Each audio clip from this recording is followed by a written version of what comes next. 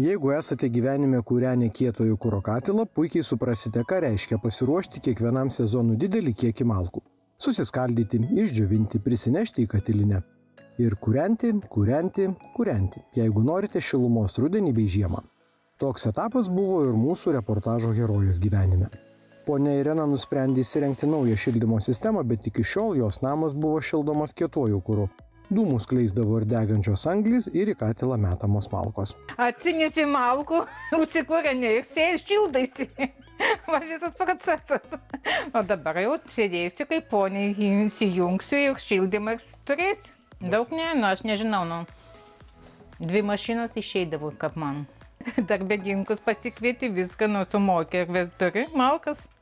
Irenos namas beveik standartinio dydžio mūsų šalyje, nei per didelis, nei per mažas. Tačiau darbų netrūko ir atvirai kalbant, ir nuovargis, ir kasdienis rūpestis privertė imtis permainų. 130. Daug labai didelis. Čia kaip man vienai, tai labai jau didelis. Reikia dar vieną kaimyną. Tie, kas katiluose kūrena malkas, dar prisimena jų kainų piką. Rinka gal kažkiek nurimo, tačiau net ir dabar malkinė mediena yra brangi, o svarbiausia, tikrai nepatogi.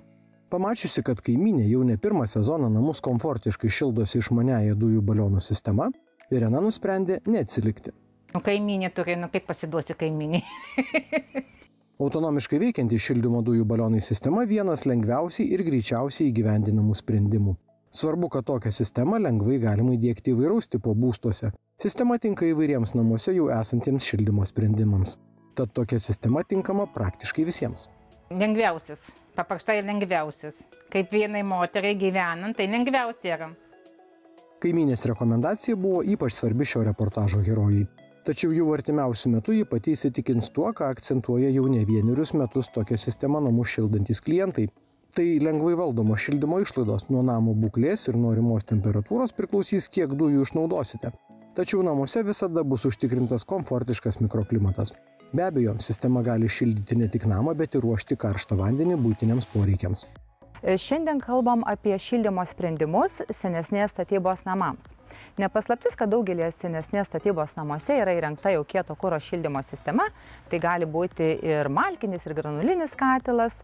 Jisai atlieka savo funkciją, šildo namus, galbūt ir ekonomiškai, ir šiltai, ir viskas yra tvarkoj.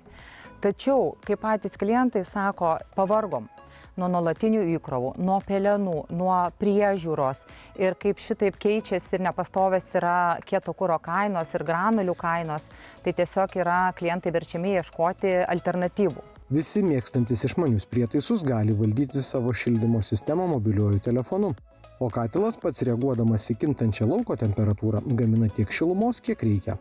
Temperatūros pastovumas, vienodumas, patogumas paperka klientus ir kaip patys klientai sako, sako, pasilikom tą kieto kuro katilą, gal kada nors ir pakursim, bet patogumas, komfortas visą laiką laimi.